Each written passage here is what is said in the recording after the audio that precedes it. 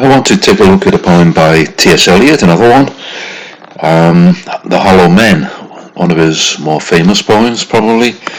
And yeah, it's from the same kind of time period as The Wasteland. A few years later, The Wasteland was published in 1922, and The Hollow Men in 1925. It's still Eliot talking about the despair and misery of being alive in the post-war period when men had lost all belief in the old systems, didn't value religion anymore, and yet nothing had taken its place except new possibilities which he considered to be evil at root, like fascism and communism. And in The Hollow Men, he is continuing the same sort of idea that was presented in The Wasteland of this new realm of suffering which followed the First World War. Yeah, so it begins very famously, of course. We are the hollow men, we are the stuffed men, leaning together, headpiece filled with straw. Alas, our dried voices, when we whisper together, are quiet and meaningless, as wind in dry grass, or rats' feet over broken glass in our dry cellar. So who are we talking about here? It seems to be a land of the living dead, a kind of limbo or hell, or perhaps a Buddhist kind of realm of hungry ghosts, praetors. Yeah, but we know that whatever we say it is, it's actually a big metaphor for the world in which Eliot was living. At least it's the way he saw that world. So men full of hopelessness and despairing at root, nothing to believe in, all the old veracity is gone, yet nothing new taking their place. So men who couldn't relate to each other or to the world around them, and were just hollow at the core. These hollow men seem to live in a desert land, and it's important to know that Eliot referenced Canto 3 of the Inferno by Dante here, and there you find the idea of a place near to hell, which is full of people who are lost and hopeless, but they can't enter into hell because they have non-violent natures. They're just lost souls. They don't have the kind of burning hatreds and desires that you would expect of people in hell. They're just like the characters here, just hopeless, probably evil at root, but not having very strong characters, just totally weak, in fact, and amorphous natures. Yeah, so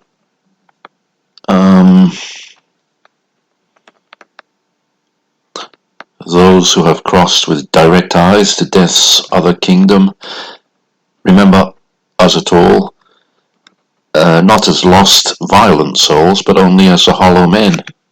So, yeah, the direct reference to the Dante idea here. They're not violent people. They're just lost souls. And the idea was that they were in a particular area and couldn't even get into hell because they had to get over the river and there was no one to take them. This was kind of referencing the Greek idea of the river Styx, where the dead had to cross over the river to get to the land of the dead, and Charon, the boatman, would take them for a price. But there's no boatman here, and they can't get over the river at all. It seems to be a branch of the Styx, perhaps Acheron. So they're just lost in a kind of limbo.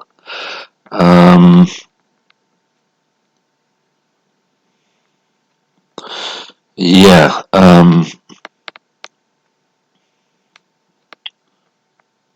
So this is a dead land. This is Cactus Land.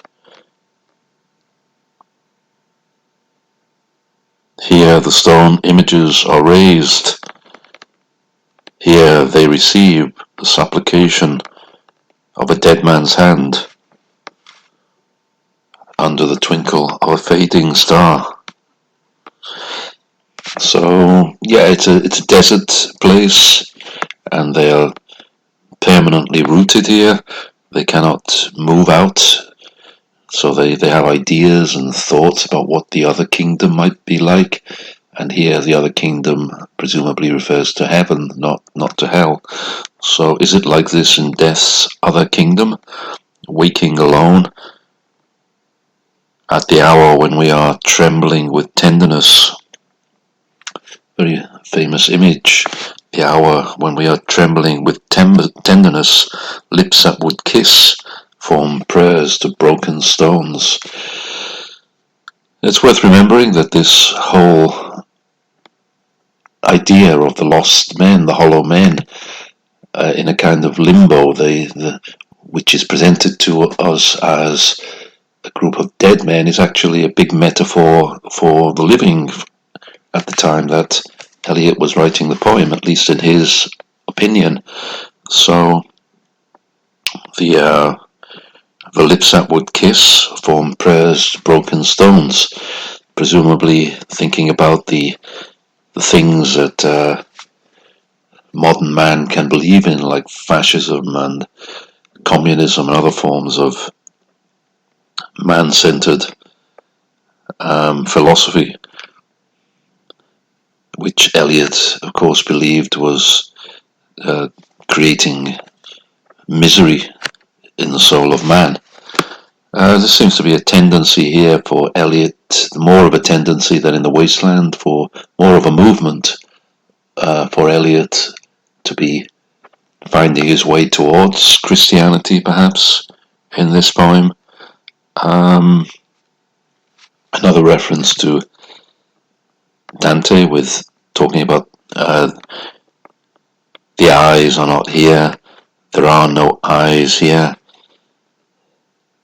So seems to be the eyes perhaps of Dante's Beatrice in heaven, presumably. So yeah, there's only hopelessness and aridity, dryness and misery in this place. And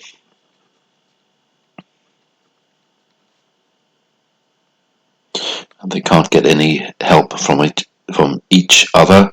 We group together and avoid speech, gathering on this beach of the tumid river.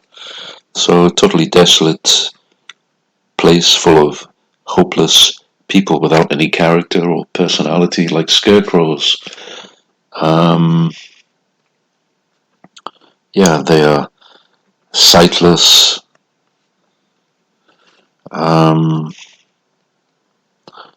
They have no hope, and they are empty men.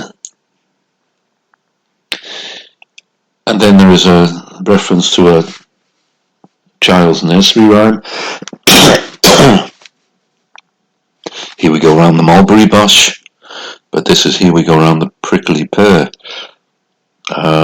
So the more grim image, and they're like hopeless children, these people, really. They try to say the Lord's Prayer, but they can't. Our Father who art in heaven. Just earlier it was said life is very long, so at the end they begin to mix up the Lord's Prayer with this idea of life is very long. They try to say the Our Father prayer, but are unable to do that without because of other ideas breaking in.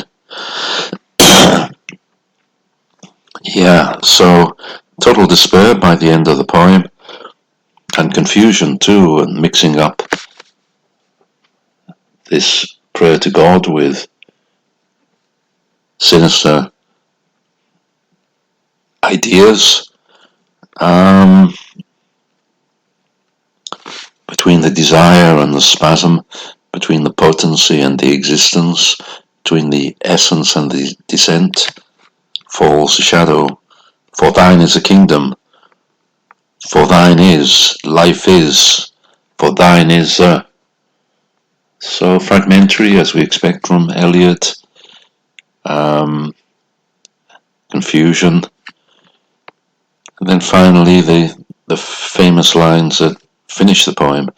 This is the way the world ends, this is the way the world ends, this is the way the world ends, not with a bang, but a whimper.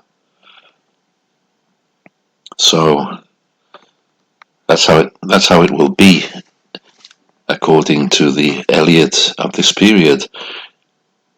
The World War had recently finished, World War One, and there was no hope for the future. So probably everything was going to just fade away in misery and confusion. It's a very quoted line, of course, and one of the most quoted from Eliot. This is the way the world ends, not with a bang, but a whimper. So the poem is basically about people in hell or limbo or some kind of place similar to hell, but not exactly like hell. In hell, presumably the people have strong characters, but here they are just like scarecrows. They don't have strong characters at all. They're just hopeless, like scarecrows. And in fact, at the beginning, there are two epigrams. One is from Heart of Darkness by Joseph Conrad. Mr. Kurtz, he dead. And Kurtz in Heart of Darkness is referred to as a hollow sham, so that could be where the title of the poem comes from. And the other one is a reference to Guy Fawkes,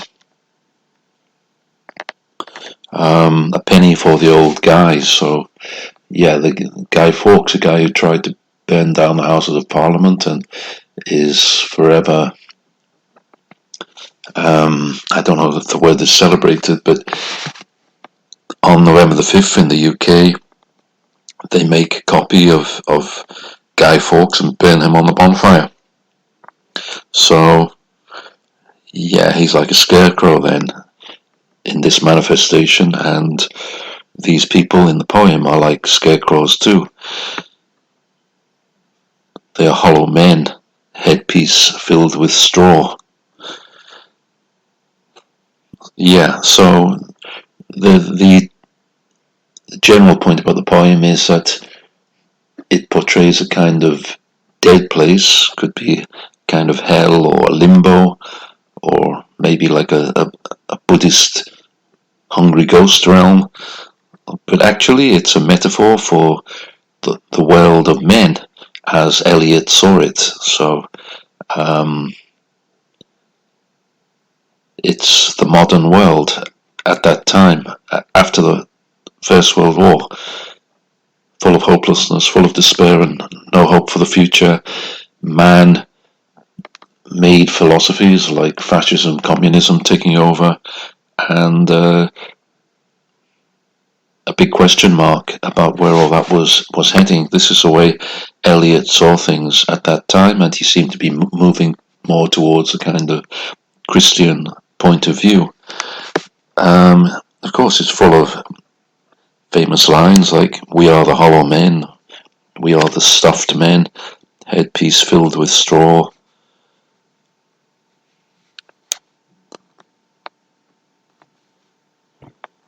And some great images like Rat's feet over broken glass. Our dried voices, when we whisper together, are quiet and meaningless as wind in dry grass, or rat's feet over broken glass in our dry cellar. So, very famous and memorable lines, images, something sinister but quiet, rat's feet over broken glass, wind in dry grass. Nice description of the arid desert in which they live, where nothing can grow. Um, yeah, so to talk about the structure, it's three verse. Mostly the lines are quite short, and it's divided up into 5 short sections. It's fragmentary in nature, as so much of Eliot's poetry is, creating groups of fragments really, and then placing them in together, juxtaposing them together. I believe that several sections of the poem had been previously published independently in different places, and then Eliot harvested them all and put them together into one poem. So that's typical of his kind of fragmentary, the fragmentary nature of his poems and the way he wrote and constructed his poetry. Yeah, so that's The Hollow Men,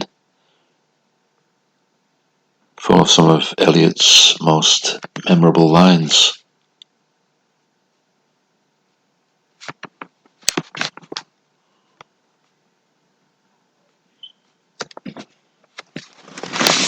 That's